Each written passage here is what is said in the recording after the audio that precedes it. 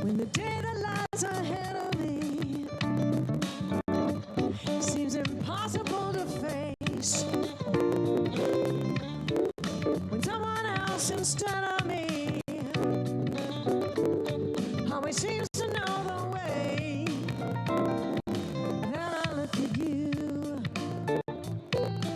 and the world's all right with me. Just one look at you and I know it's gonna be a lovely day, lovely day, lovely day, lovely day, lovely day, lovely day, lovely day, lovely day, lovely day, lovely day, lovely day, do it, baby, lovely day.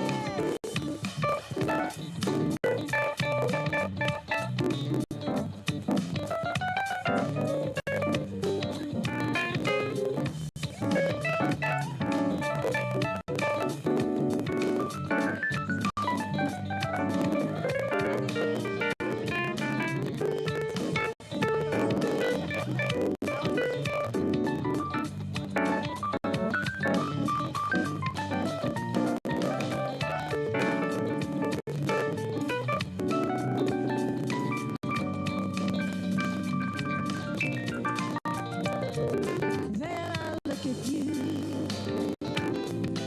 and the world's all right with me. Just one look at you,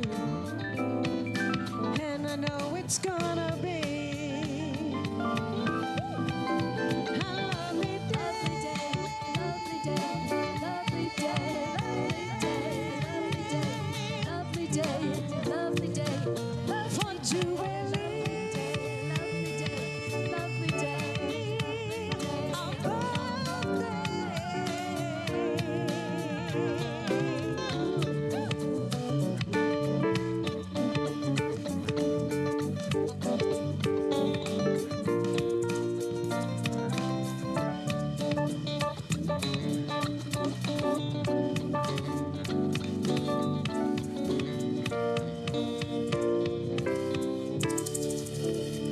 Happy birthday, Jubilee. Thank you. The world be back.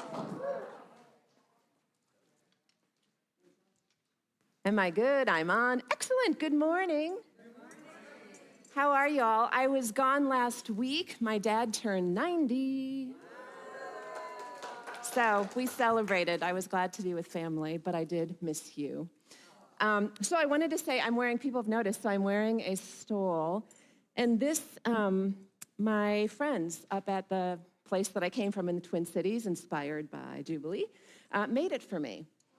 So it's got all like the nature themes, and I just got to tell you one funny is they have the spirit, right, the spirit bird, and they said when they looked at all the stoles, mostly Catholic, which is how I grew up, the spirit's dive bombing, right, coming down to the people, right, it's biblical, but they just said, we just see you going the other way. So I think it was meant to be. Snap, as Jay does it. So just a couple reminders, we are having a birthday today. How many years? 30. I was telling someone the day, we've been around for 100. I was like, no. 35 years. 35 years, so there's going to be a fun celebration next door, so everybody's invited.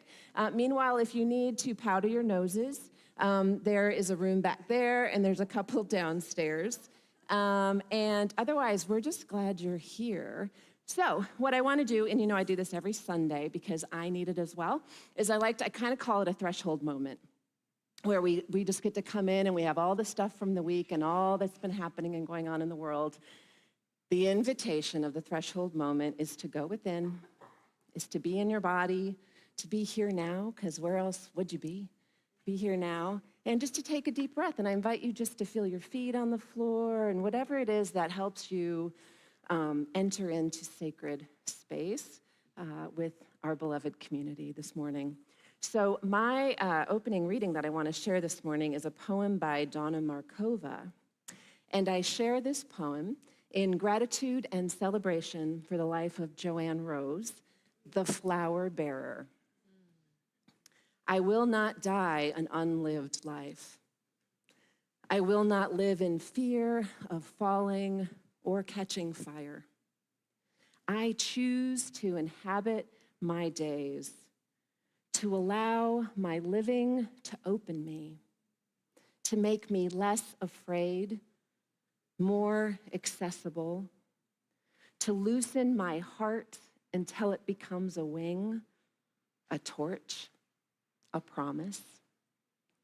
I choose to risk my significance, to live so that which came to me as seed goes to the next as blossom, and that which came to me as blossom goes on as fruit.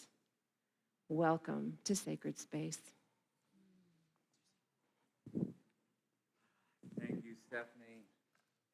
Jubilants, I invite you to stand as we sing in this day, our birthday.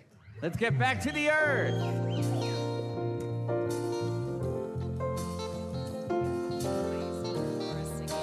Start with the do-do-do's, everybody.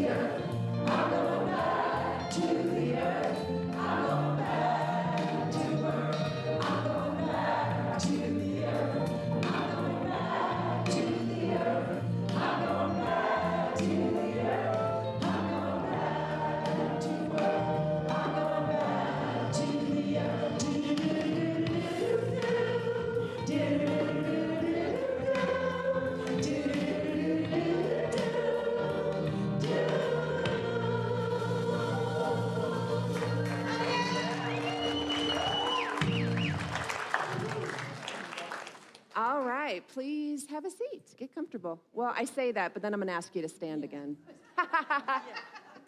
Just testing you, just testing. Just kidding, I'm still new. I wanted to say one quick thing. Where's Patricia? Will you stand up? Have you all met Patricia? Patricia is a gifted artist, and she responded to my invitation to decorate our altar that we got out of storage, thank you folks, and brought it back, right? You can see it's got the carving, it's what we had made. But Patricia just responded from her heart when I had said, remember I asked all of you, and I'm still asking, bring your gifts. Bring your gifts, it takes a village. So Patricia now is gonna, every week, she's moving with how the theme moves her. And so also, we're also asking everybody, well, Michelle's going to say too, to keep bringing flowers in honor of the fruit that Joanne has gifted us with, Joanne Rose. So anyway, Yona's not with us today, and so I am most blessed to be able to do I'm going to do 7 directions, because that's how I roll. All right, so help remind me where east is. Is it there? Let's. This Native American comes from North Dakota. I'm confused. East? They're exact? Oh, the corners of the building. See Village of Jubilee? You got me. All right. Daniel will be drumming in the background because he's so awesome. Daniel Barber, thank you. All right, we turn to the east.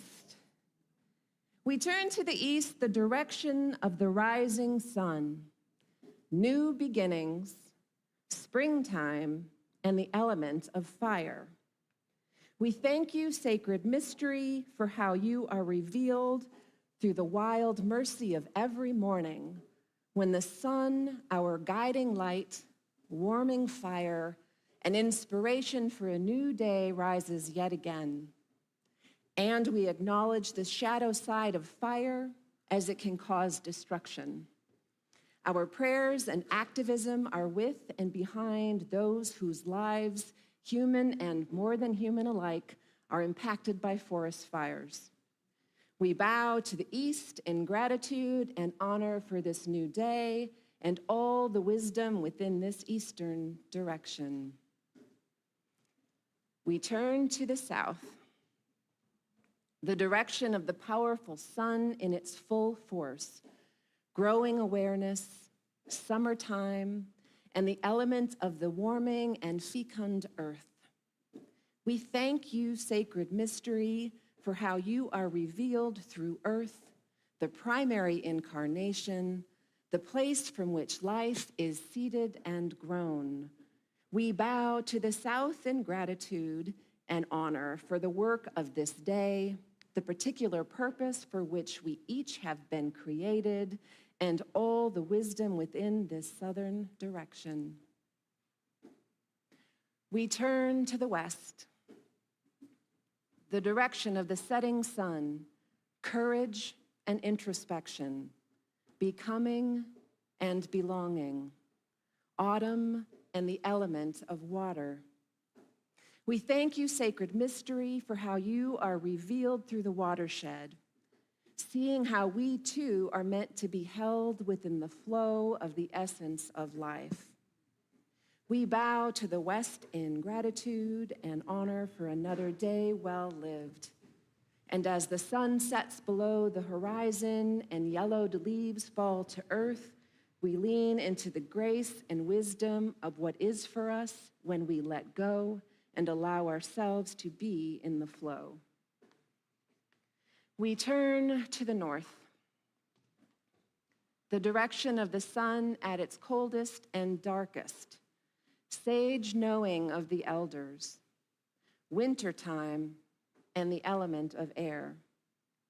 We thank you, sacred mystery, for how you are revealed through air, breath, and wind, that you blow wisdom through the wintertime air like a generational seed that will become planted in the months of spring. We bow to the north in gratitude and honor for the cover and quiet of night, for the inspiration of dreams, and for the much-needed sacred rhythm of dormancy and dark. And now we reach to the cosmos, the home of the planets, stars, and galaxies, the creative cosmic reach of the divine spirit who flared all things forth. We thank you, sacred mystery, for how you are revealed through the principles of the universe, diversity, interiority, and communion. We expand our reach upwards, remembering and reclaiming our at-oneness with all beings in the sacred community of expansive life. We reach down to earth, the holy humus from which all planetary life is derived. Here we humbly acknowledge the sacramentality and revelatory nature of our planet. Here we acknowledge that we are each guests upon the lands of host peoples, indigenous communities who have been living upon these various lands for time memorial. We acknowledge that we live and work upon the unceded territory of the Cherokee, Miccosukee Creek, and the Uchi people who have been here, some remain here, and will continue into the future with their wisdom and worldviews. May our presence of acknowledgement and gratitude be an honor to these host people. We thank you, Sacred Mystery, for Earth's energy and nourishment for the plants, trees, animals, and humans.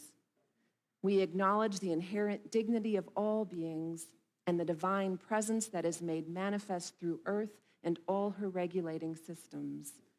We bow to the ensouled Earth in gratitude and reciprocity.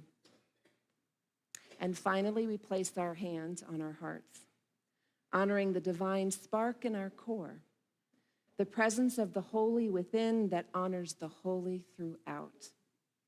We thank you, Sacred Mystery, for your light, power, wisdom, and guidance that you placed within each of us. May we live in reciprocity, balance, and beauty. For all that encircles us this day, we say thank you, amen, and aho. I don't know what's next, Jay. That's all I got. What's next is you have oriented us the direction of Jubilee. Let us sing and let us do what we do best. Let's feed the hungry.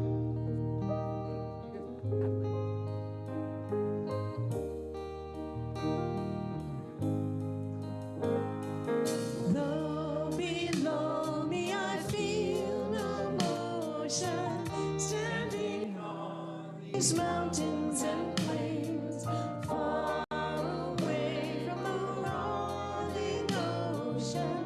Still my dry land heart can say, I've been sailing all my life now, never harbor nor port have I known. The wide universe is the ocean I travel, and the earth is my blue home. That shirt again. Oh my gosh.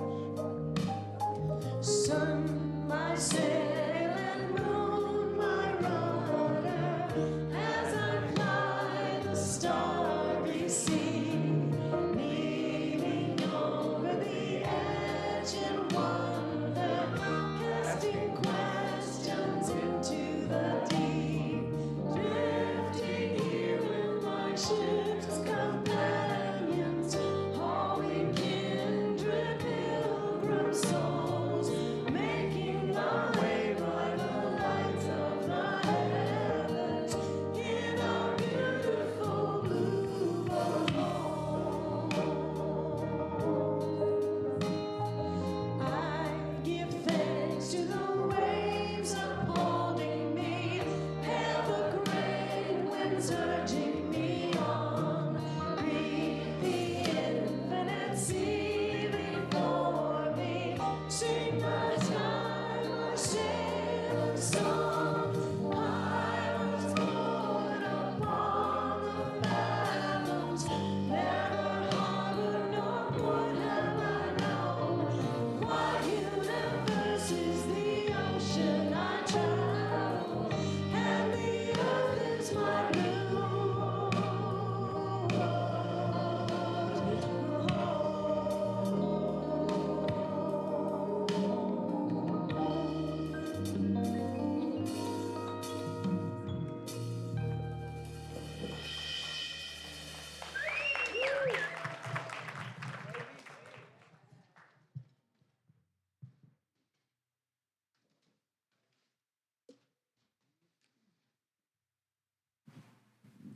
Good morning, everyone. Now it's the time that we do Jubilee in Action, where we find out what's going on in the community and how you can pray with your feet. So I'd like to invite everybody up here that has announcements, and I know Susie does. That was pretty sneaky. Hi, everybody. Well, today is Jubilee's 35th birthday. Who knew we would make it this long? Well, I did. So we're going to celebrate over in the hospitality room afterwards. We have a little game where many of you sent me baby pictures along with your grown-up pictures, and we're going to do a little match game. So when you walk in the community, the little classroom over there, turn right, and along that front wall there, you'll find clipboards with sheets, and on the wall are the pictures. So you just fill in the blanks on who you think what baby belongs to what grown-up. It will be a lot of fun. We do have prizes. So the winner will win a Jubilee handbag. We've got some Jubilee ball caps. And dang it, I left my, grab that thing there. We also have a few of these. So you never know what you're going to win, so please, everybody, participate. Okay. Along with Jubilee's birthday, my birthday is this week. So, and it's a biggie. I am celebrating by going to the tourist game on Tuesday night. And if anybody wants to come, I'm going to be buying tickets tomorrow. Just see me after the celebration. It's at 6:30 on Tuesday, August 6th. And it would be great for you to join us. Okay, I got one more announcement, and that is that the Jubilee Singers are looking for a director. We want a choir director. We're auditioning and interviewing. We have one set up for this week. If you know anybody else that you think might be right to lead the Jubilee Singers, please pass their name along to me or pass my name along to them. Thank you so much. She took the words right out of my mouth. I thought I was feeling kind of jumbled. There was too many words in my mouth. Okay, who's next? Hurry, come on, chop. Lots of birthdays this month, huh? This is a Leo kind of church, don't you think? Yeah. So I wanted to let you know that I am opening up another round. I do this a couple of times a year of a program that I offer that I call Live Musically in 90 Days. And what it's about is a way to explore old habits and patterns that you've had. Maybe for me, there's anxiety that lives up here in my jaw. And so this is something that I'd like to shift. I'd like for that to go somewhere else, And we all have habits and reactions and stuff like that we'd like to shift.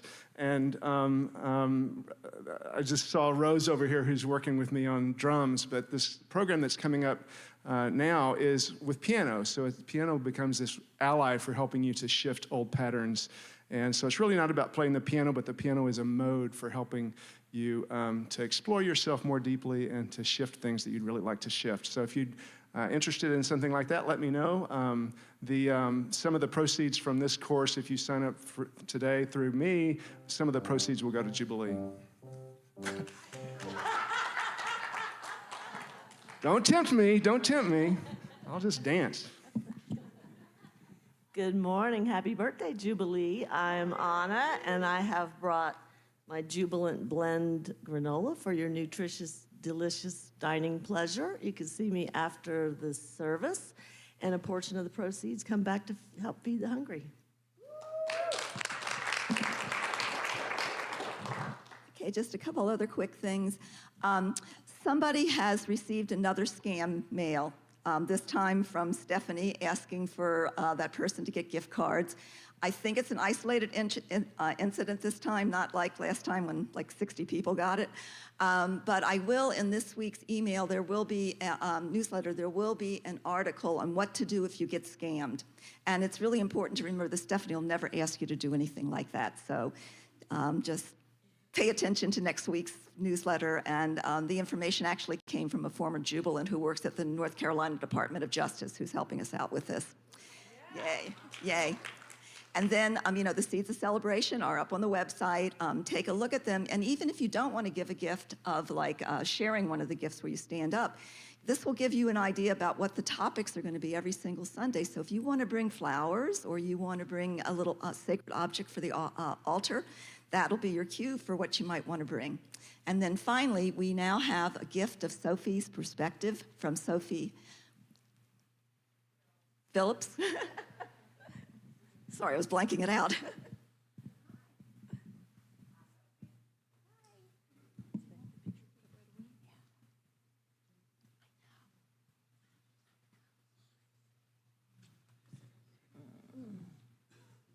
sending you energy so you would put that. Hi. Some of you know me, not many do. I used to go to Jubilee, but I guess once a jubilant, always a jubilant. Before the plague came. But I'm a nature photographer, and I write what nature speaks. And so when I saw that it was about nature, I thought I'd just step out there and be bold and brave. So this is a photo I took of roots that spoke to me, and here's what I had written about it. I pass this scene often. Today I was compelled to pull over and walk up to the tree. I ran my eyes over her exposed roots as I was given a glimpse of the underworld that once was hidden below the forest soil. The elements had eroded the earth beneath her, leaving her exposed and vulnerable, and no longer deeply anchored. And I wondered if it was painful, like the exposed root of a human tooth. From above the forest floor, each tree stood seemingly disconnected from the other, yet this was far from the truth as I looked deeper. The roots had become entwined over time and now existed as one heartbeat. It was impossible to distinguish just where one's root stopped and the other started. This network allowed the tree people to share nutrients and provided communication pathways between them and so much more. Some roots no longer reached the earth below and were out from their life support, and some, although exposed, still dipped their toes into the earth. Her community surrounded her and offered her their support, weaving their arms around and through hers, firmly anchoring her for as long as she could stand in this compromised situation. None of us exist alone, even if above the ground we look separate. We look separate beneath it all, and we're all connected, and separation is just an illusion. Another great metaphor revealed in nature. Go outside. Nature is calling you to see how all of life is interconnected, even if at first glance you can't see it.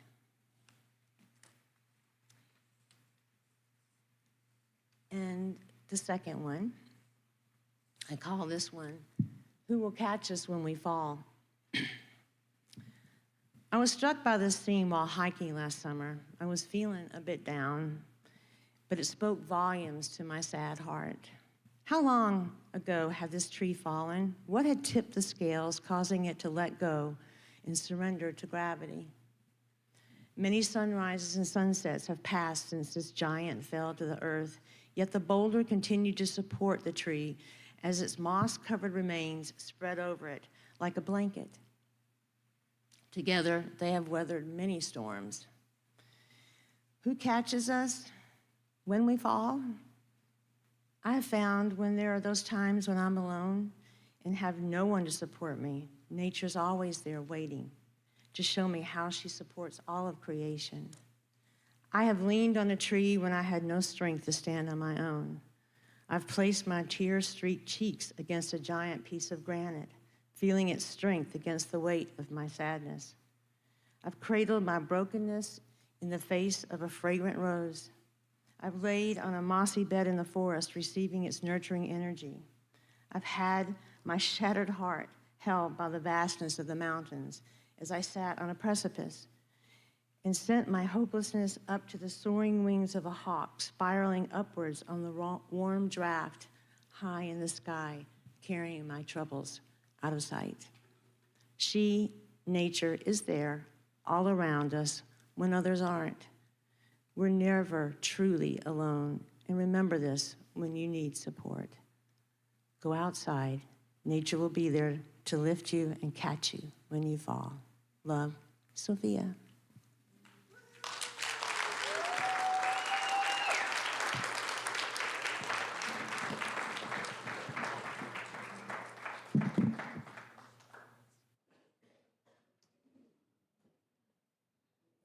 Sophia. Breathe deeply. Now is the time for prayer. Though the bells and bowls are behind the altar, do not be shy. Please come up and grab some bowls and bells to ring and sing as we enter this prayer time together. Of course, if you are online, you may email your prayers to prayers@jubileecommunity.org. Diane will be at the Western Wall to pray with you and share communion with you as you choose. So I invite you on this day of all days to breathe, to pray as you will, as a community, as a you. Let's pray together.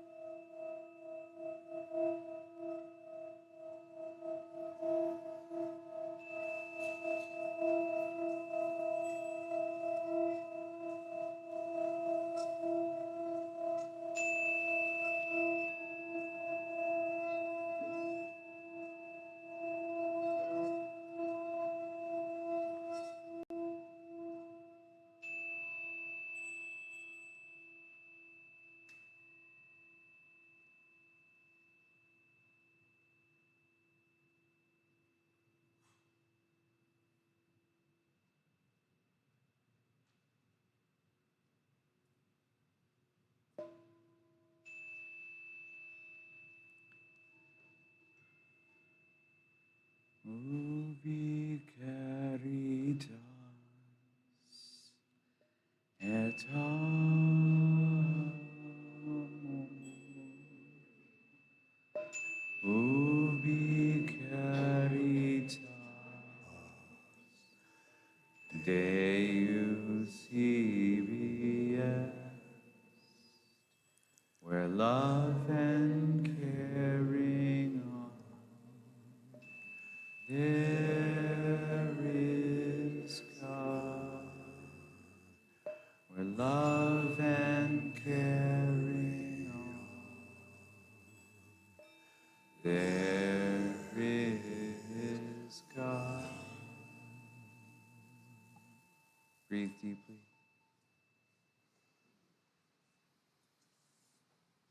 I invite you to take a hand.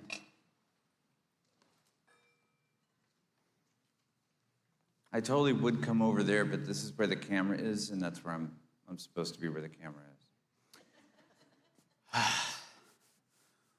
So, Sophia, your photos and your story reminded me of a sacred place to me. And that's the botanical gardens that we have here in Asheville, where I like to take prayer walks. Some of you may be familiar, there is a wonderful stone, a boulder right by the creek that has these wonderful strata, these wonderful layers. I love to just run my hands through it, and perhaps you do too. And it's this remarkable reminder of time, of scale, of place. I get to be a me. You get to be a you. And through all those tiny little specks, there were a lot of critters and lots of other yous and lots of other me's that had names and didn't have names, and communities that rose and fell and rose and fell, and we have this moment. We have this moment. And we have those holy moments all the time. Whether we're next to one of those wonderful boulders, or whether we're holding a hand, whether it's a brand new baby's hand, or, one with experience, with its layers and strata. And this community with its layers and strata, whether you're wearing a brand new Jubilee t-shirt or one with an older logo. We have a lot to gain from each other. We have a lot to gain from the earth. I suggest, whenever you have a moment, take that prayer into a walk. And as we say many times, let's pray with our feet for this community, for you as a you, for all the other yous out there. And just imagine how Earth is going to continue because of you, because of us. Thank you, Jubilee. Happy birthday. Give those holy hands a squeeze. And let's stand and sing, and then share God's peace with one another. When I find myself in times of trouble, Mother Mary comes to me, speaking words of wisdom, let it be. And in my hour of darkness, she is standing right in front of me, speaking words of wisdom, let it be. Let it be, let it be, let it be, let it be. Whisper words of wisdom, let it be. I invite you to share God's peace with one another.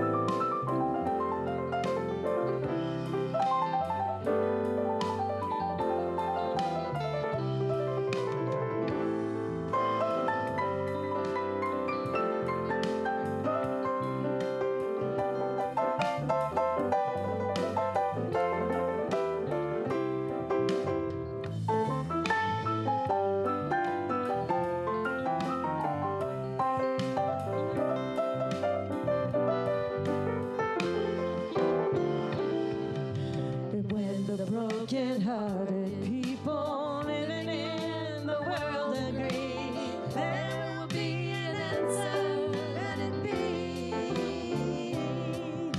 For though they may be parted, there is still a chance that they will see.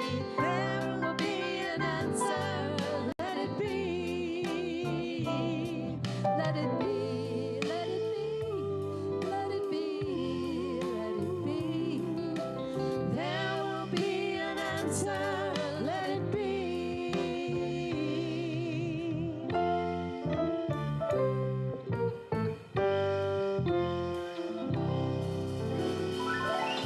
Oh yeah.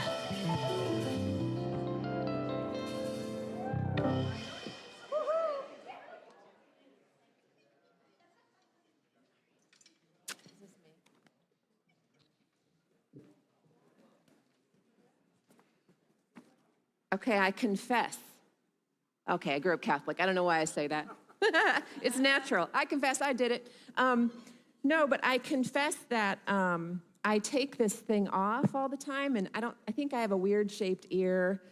I don't know. This thing is odd, right? But I take it off because I remember, you know how I used to join you all before we knew each other? I'd join you online.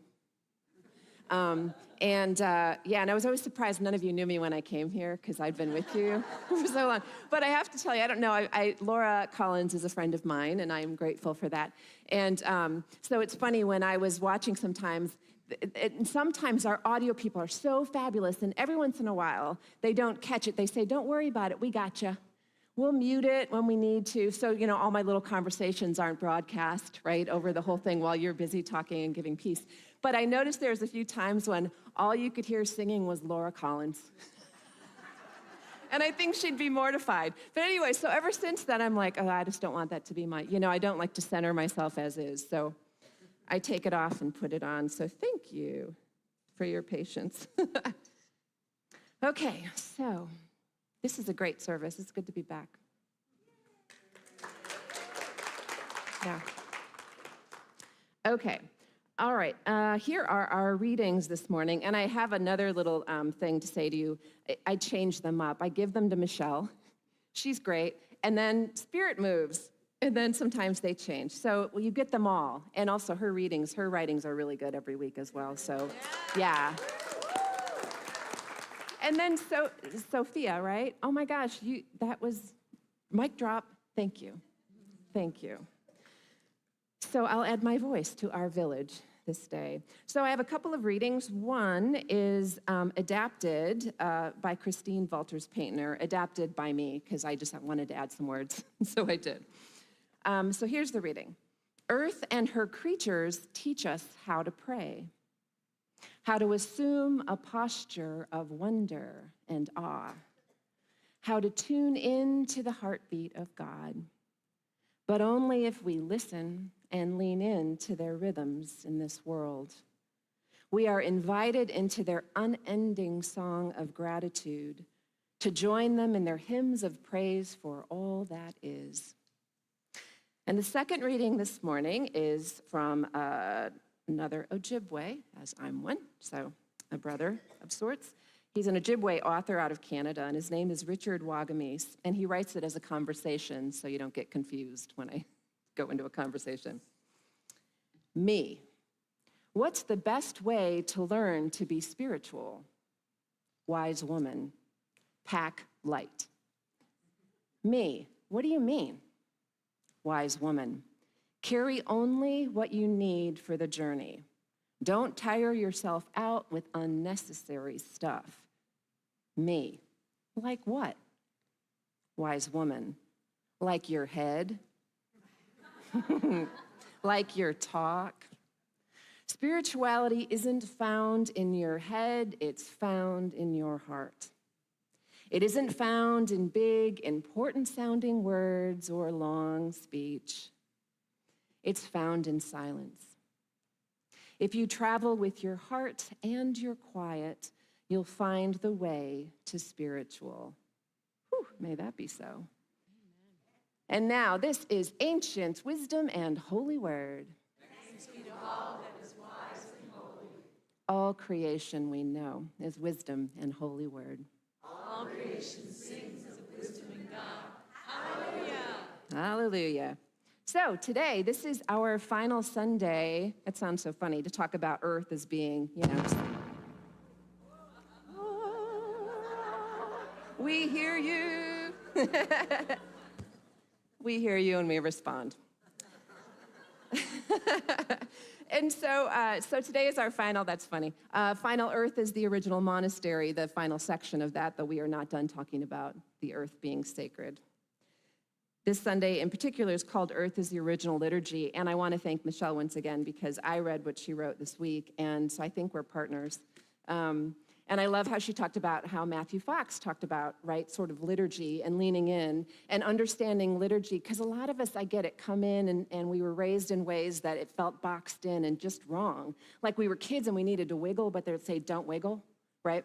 So I feel like it's really great to be able to do this work and this great excavation work that I feel called to do, to dive deep and reclaim the sacred, right? From all the boxes everybody's tried to put it in. And so thank you for that, because Matthew Fox also had talked about how liturgy, as I say to you, is work of the people, right? Work of the people. It takes all of us. But that also, liturgy is all around us, right? And it's just the natural rhythms and the seasons and the equinoxes and the sun rising and the leaves falling.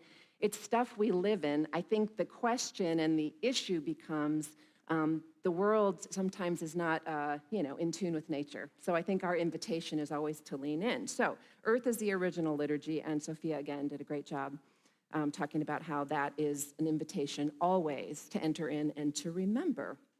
So I was reading about this guy. He's a ritual anthropologist, because I think of liturgy and ritual, right? And his name is Dimitri Exagalatis, good Greek name, which I probably murdered. Dimitri Exagalatis. Anyway, what he did, he grew up doing a lot of rituals growing up in the Greek Orthodox Church, right? So as any curious kid, as he grew up, he said, I don't know why I did any of those. Like, I had to go. My parents made me go, right, to all the things, all the rituals, all the time. So he decided to study it. So that's what he did. He became a ritual anthropologist. And he was talking later about how he did a study about fire, you know, the people who walk on hot coals. So there was one in Spain. There was an event in Spain, and he went and he studied it and studied what happened to the people, right? Like put all the electrodes and all the things on them just to see what's going on physiologically, physically with these people. And he said what was amazing and what he didn't think he would find was that, okay, so he said all the people that went and walked across the coals, that their heartbeats were in alignment with one another, right? Because they were all like walking across the hot coals. But he said what he didn't expect to find is that all the people who were gathered there to watch, their heartbeats were also in alignment, right? Which is sort of like what ritual does. Like we're almost seeking out this oneness without even knowing why we're doing it, right? Like part of our body's smarter than our heads, usually. So anyway, so that's something that he had studied. And then he was talking also about other kinds of rituals. And then he was having a conversation with someone. It was an NPR interview. And he was saying how maybe we became more aware of what ritual means to us when COVID hit, right? Call it the plague. But when COVID hit and everything hit a hard stop. And, you know, I remember those things like, because I had a nephew at the time who was graduating from high school. There went that ceremony. And how many weddings, right? And how many funerals. And I also, one of the neatest things was to see in all of this, and I know you saw some of the same things, and we all have our own stories, and we should have dinner and talk about those as a group sometime. I think there's trauma we have not processed. And so during that time, I remember I was serving a really lovely congregation up in Minneapolis, and someone who had been beloved, like Joanne, someone had passed, and his name was Dean. And we didn't know what to do. It was COVID. It was the height of it, right? And no one wanted to get anyone sick. No one wanted to hurt anyone. So we didn't know how to do it. So we ended up remembering, after we went through all the 7 stages of grief, we remembered our superpower, which is creativity. Always respond to any obstacle in the world with creativity, right? Because there's always a way. And so we ended up doing, we had where we were, it was a large church, and we had that turnaround kind of driveway, you know, that a lot of rich people have. We didn't have it, but you know where you can like turn around in people's driveways. Anyway, quick in and out. So we had that at our church. So we had a drive-through funeral. And I can't tell you, like I kept saying, oh, I don't know. I don't know. But it was more that the people, we went and we had the funeral, but it was more that people could drive through and they could come through and they could just, even through the window, they'd roll down the window and they would express their love and their gratitude to the family, right? And say, you know, we're here, solidarity, we are here. So that was really lovely. I remember, gosh, all the ways that we kind of leaned into ritual, right? Remember watching on TV, or if it happened in your neighborhood, where we'd get out at a certain time and bang pots and pans and cheer for the healthcare workers, you know, or you'd see those scenes sometimes in the hospital where someone got well. They actually got off the ventilator, and so the healthcare workers would line up and cheer as they walked down the hallway. Or I remember there was a lovely man, Fred, from my community, who had been blessed enough with his cancer to be able to stay at home for most of it. But in the end, he had to go into hospice care in the heart of COVID. And it was the strangest thing because I felt a little backwards, but I was still glad for it. The family, at the time, you remember this, like only 2 people could maybe go into something at a time. And then also, it was only at certain times, so you couldn't visit your loved ones, right? Your loved ones felt super isolated. But as his pastor and chaplain, I was able to go in. So I went in, and I was with him, right? And that's what we do. We are just present and hold sacred space. But then I remember at the moment then his wife was able to come, and one of his children was able to come. So they came in the room and were with him, and he was nearing the end. But then they called all of our attention outside. because the rest of the family had gathered right outside the windows, and they were holding signs. And they called in on a cell phone, so they put the cell phone on the speaker and up next to Dad's ear, right, so that they could say, "We love you, we got you."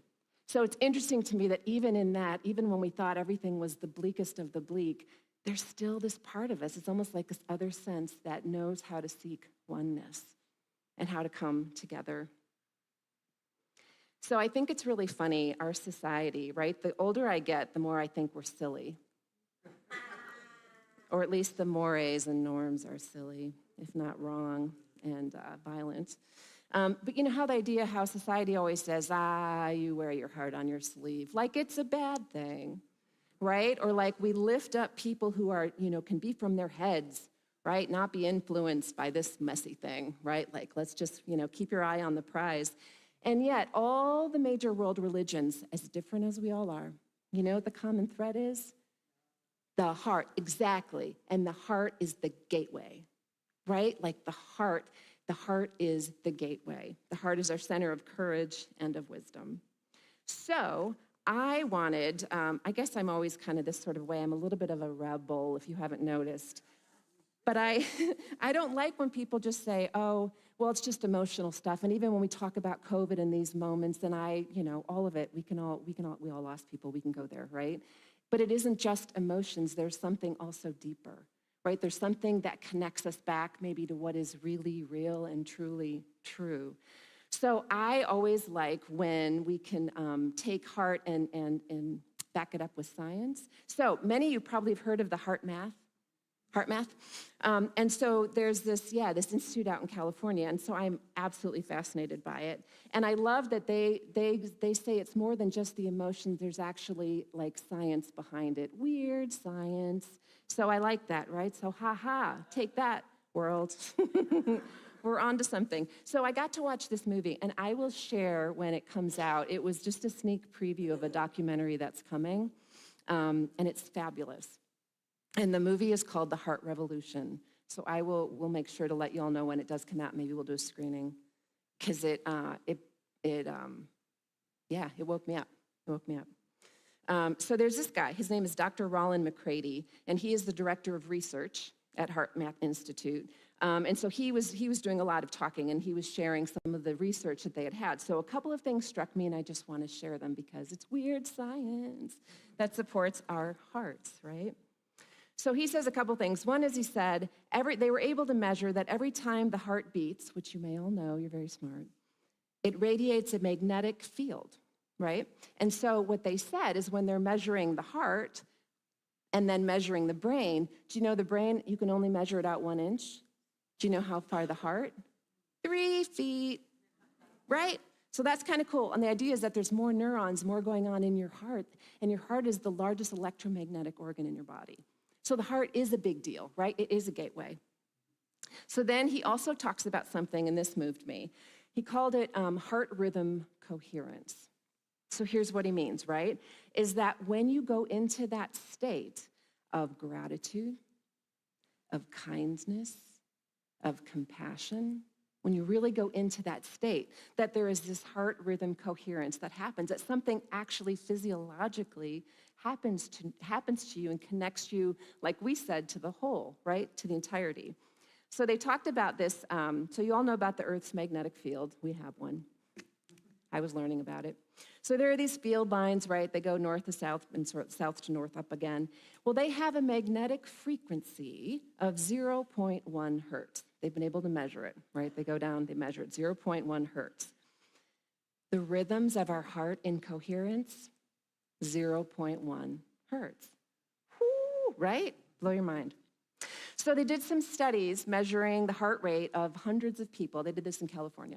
Hundreds of people miles apart, right? And they all were hooked up, right, so with electrodes, and so they were able to measure their heart rate.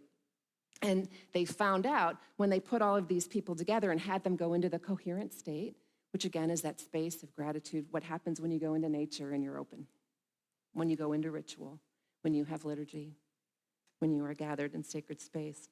So when they went into that space of coherence, they found that all of them, even though they were miles apart, all of their rhythms had been syncing up. They were all beating at the same time. in the same rhythm. And then they said it was, again, it's like, well, what's the commonality? Because they're scientists. What's the commonality? Well, the common thing was they all were connected to a common field, which is the Earth's magnetic field. So they talk about the Earth magnetic field is the carrier wave, like cell phones, right? And cell towers, similar thing. So the idea of that is that the magnetic field of our hearts, when incoherent, is coupling with the magnetic field of the Earth. It's like our power source, right? They also said, one of his recommendations, this guy, was that, he said, so kind of like, well, so what, right? So what do we do with this? And he said, you know, we're so disconnected. I know I am sometimes. I get caught up in my head, right? Or I get caught up in things of importance, things of, adulting importance. And what he's saying is that's fine, that's all fine. But here's the thing is that if you just, all you have to, like the invitation is just take even 15 minutes a day. Some call it prayer, some call it meditation, but just going into that space. And that's the idea of earth as the original liturgy, is you can say, as Sophia so beautifully said, you can go outside and you can enter in and you can get into that space and get washed over, right, with these feelings of gratitude and compassion and abundance and exercise that seventh sense we don't exercise, which is oneness. Like we can find that place. We have to do something, right? But that if we do it, we can connect to our power source, which also is like the magnetic frequency of the earth. We've got it. We have a system, right, for healing and health and wholeness. And I think that's the invitation, is just to enter into it. So we lost Joanne Rose. I only knew her a little bit, but I felt blessed by her spirit and her energy. I was able to come Wednesday night and be a part of the celebration of her life. So I will say in that moment, I didn't know a lot of people, right? I'm new to Jubilee. And there were people that Joanne had touched that were there that I couldn't have known. But something happened in that room as her son talked and shared memories of her. And as a friend shared a poem, and as another woman sang the song, the Sarah McLachlan song, is it? Arms of the Angel, yeah. There was something that happened in it, and I'm looking at her pictures, and I feel like I knew her, right? Like knew her more than just the little bit of her wild, rebel, beautiful, brilliant spirit, right, that I saw here. And I would say in that moment, even though I didn't know a lot of people, we all didn't know each other, it really wasn't about that. There was something larger, and I would say, if anyone would have measured it, I would have bet you we were all our heartbeats were syncing up. I would bet you they were. I bet you they were in coherence. And that's the power of ritual and coming together. And Joanne did that for us, right? Talk about the woman who's paying it forward. So I wonder, as I think also about and feel strongly about, the loss of one of ours in our midst, I wonder if the invitation isn't always, when someone passes on and it's like her heart did become a torch, right? So someone passes on and that light of the torch starts to dim. I wonder if the invitation isn't to take our own tiny little torches that maybe we've neglected, haven't paid attention to, life has happened. Maybe the invitation is to bring that up and to get and connect it to that light, right? And to take that light and then raise it forward, raise your own torch and raise it forward, and then we make a difference, right? Our light goes out in the world. And then talk about our electromagnetic field in our hearts. I mean, just think about that. When we are in coherence, we're sending something into a field, right? And so we can make a difference in the world. And we talk all the time, and I love this about Jubilee. We talk so much about, what about the soil? What about the trees? What about the this? What about the that? It's all true. And yet, you know what? We can't do a darn thing until we get in coherence. That's our energy source. That is our superpower. That is our connection with mystery. So thank you, Joanne. And thank you, all of you. And let's keep up the good work. Amen and aho.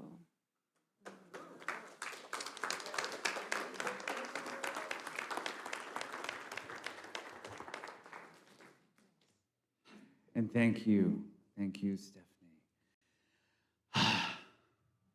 for the beauty of the earth is what you've just said. the beauty of the earth and for the joy of human love. Let's get those bowls going round.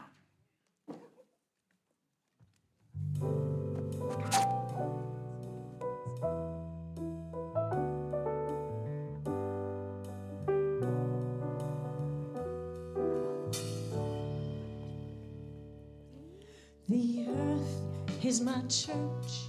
Mount Everest is the steeple. If I'm hurt, I pray to dirt. And the creatures are my preachers. In the streams flow my dreams towards the ocean as life's driven. And a breeze quells the need to remember what's been written.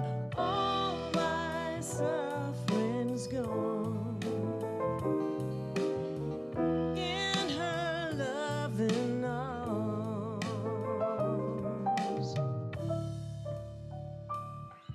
The earth is my church, and the forest is my chapel. If I'm hurt, I pray to dirt, and the creatures are my preachers. Autumn leaves are the seeds, the needles are the incense in the trees. I am free to be with all the innocent. Oh.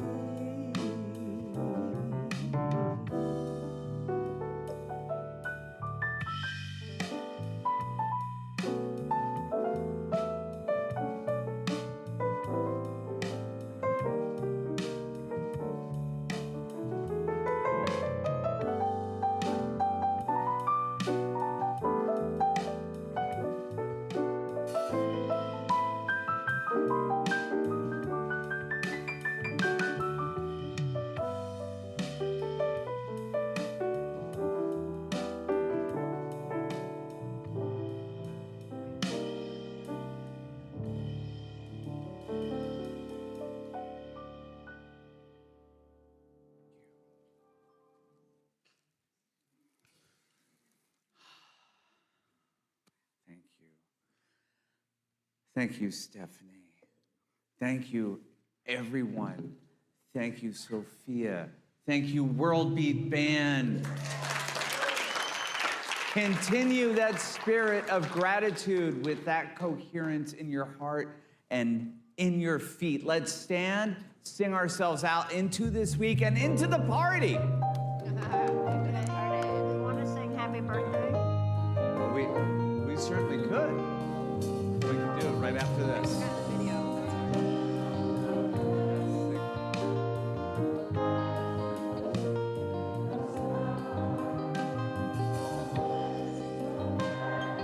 Blessings of earth, the blessings of sea and of sky. On those we love this day, and on every human family, the blessings of earth.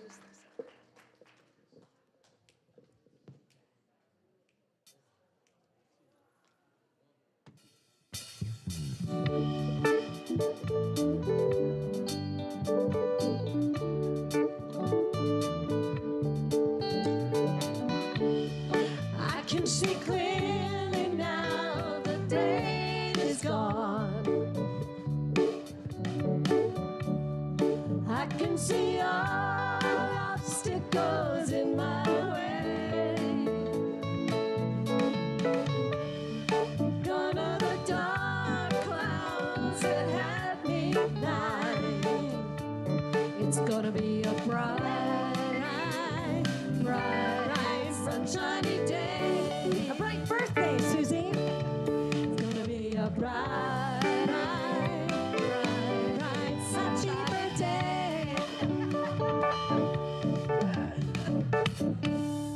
Yes, I can make it now. The pain is gone. Oh yeah. All of those bad feelings have disappeared. They're all gone. Here is that rainbow I've been praying for. It's gonna be a bright, bright, sunshiny day. Look all around, nothing but blue skies. Look straight ahead, nothing but blue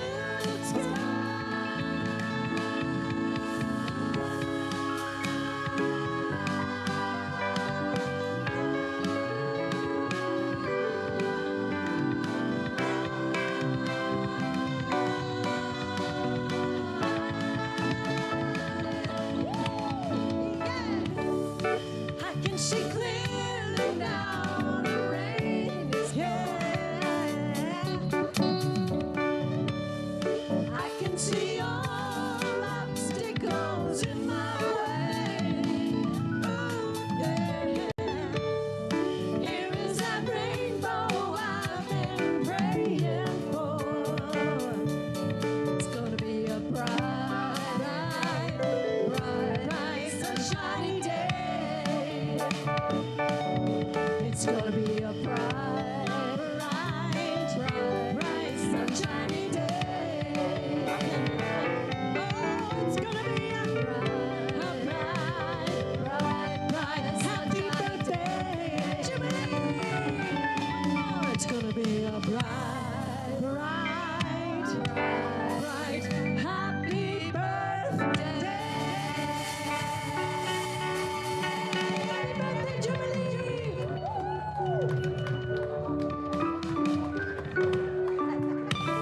Yeah, that's Ryan Crabtree, the World Beat Band, Paul and Chris and Ian and Susie